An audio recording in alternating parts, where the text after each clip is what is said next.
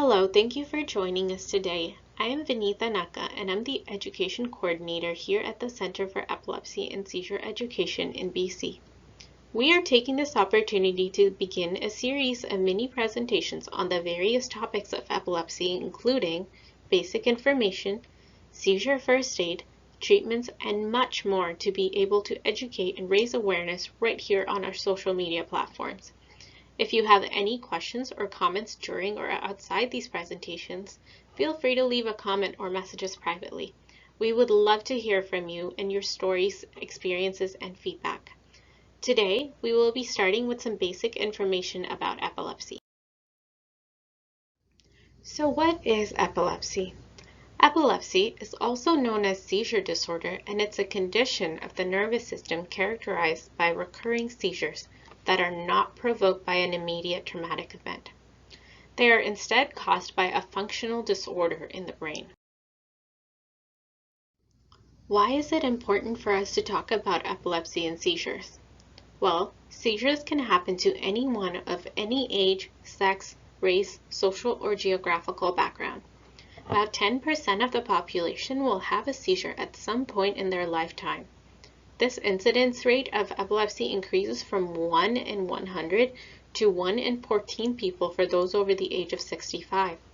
And about 60% of those diagnosed with epilepsy are young children and senior citizens.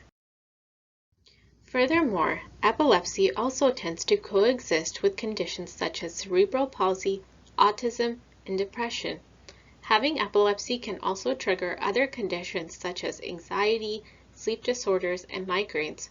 With such high prevalence rates, you never know when you would witness a seizure that needs your assistance, or you will need to support someone that struggles with the condition.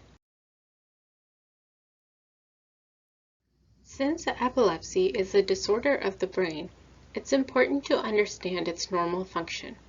The brain is made up of 100 billion neurons acting as a network sending coordinated electrochemical signals to one another. When a neuron is stimulated, it generates a small electrical signal that travels from the cell body and down the axon. When that signal reaches the synapse, which is the gap between the cells, the signal is too weak to cross and thus releases a chemical called a neurotransmitter into the gap to stimulate the next cell. There are two types of neurotransmitters, those that excite cells and those that inhibit cells. Normal activity depends on a balance of excitation and inhibition. During a seizure, there is an abnormal excess of excitation which causes the cells to suddenly act in unison and send their messages at once. This influx of messages disrupts normal function and results in uncontrollable changes in movement, breathing, behavior, sensation, and/or consciousness. What do these changes look like? That depends on what type of seizure it is. There are two main types of seizures. There's focal or partial seizures and generalized seizures. These types also have subtypes of seizures based on the location of activity. Each type of seizure may look different based on where the activity is in the brain. Focal seizures begin in one localized area of the brain, and the symptoms you see depend on what part of the brain it is. For example, if the activity is in the frontal lobe, which is in charge of cognitive skills, you may see changes in movement, speech, and behavior. If the activity is in the temporal lobe, they may see changes affecting memory. Focal seizures may or may not spread to become convulsive seizures. If it does, it will be referred to as a focal seizure secondarily generalized. Another type is a focal discognitive or complex partial seizure. In this type, the person does not lose consciousness, but there is an impairment. The person may seem dazed and unresponsive and will often wander. They might get frightened and run or may struggle if restrained. They may also engage in some automatisms, which are everyday movements that are repeated over and over. Some common ones include chewing motions of the mouth, smacking lips, mumbling, picking at clothing or other objects. It may look like the person is impaired or on drugs, or is mentally ill, which is why a medic alert bracelet is recommended, so look for a bracelet or necklace in all cases. Afterwards, the person will most likely experience some confusion and memory dysfunction. There are no convulsions associated with complex partial seizures, but they may also become secondarily generalized, in which case the person would experience convulsions. Seizures are classified as generalized seizures when the activity is throughout the whole brain. Tonic Clonic is a type of seizure that used to be known as a grand mal seizure and what many people associate with epilepsy. This new terminology is a lot more descriptive of what actually happens. The tonic clonic seizure begins with a tonic phase of muscle rigidity and then progresses to a clonic phase of jerking muscles. There is often an initial cry as the tightening chest muscles force air out of the tightening vocal cords. There will often be excess saliva and drooling, and the person may also vomit. They may lose bladder control or bowel control, and when the person comes out of the seizure, this may be embarrassing for them, so try to limit the audience. After a tonic clonic seizure, the person will most likely experience a headache, fatigue, or confusion before full recovery.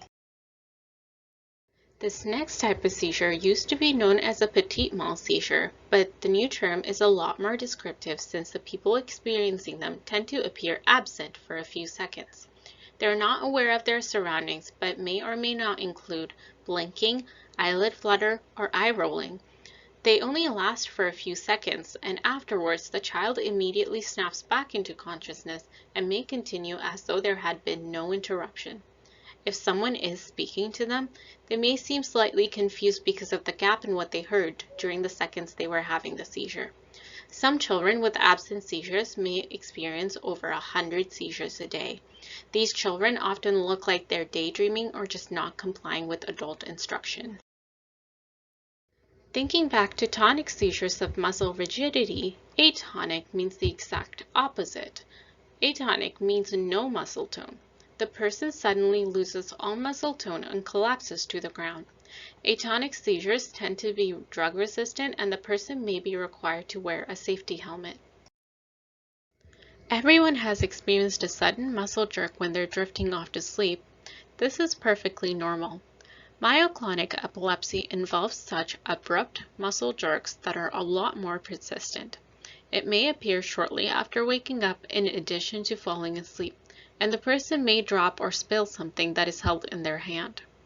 Epileptic spasms used to be known as infantile spasms because they occur in children under the age of 2, and they are brief periods of extending or flexing of arms, legs, or head. That's all for our information on the basics of epilepsy. Feel free to leave a comment or reach out to us with any questions. For more information, visit our website at www.esebc.ca. Please do take the time to fill out our feedback form with the link and let us know what you liked or didn't like about this presentation. Thank you for watching and stay tuned for our next video on seizure first aid.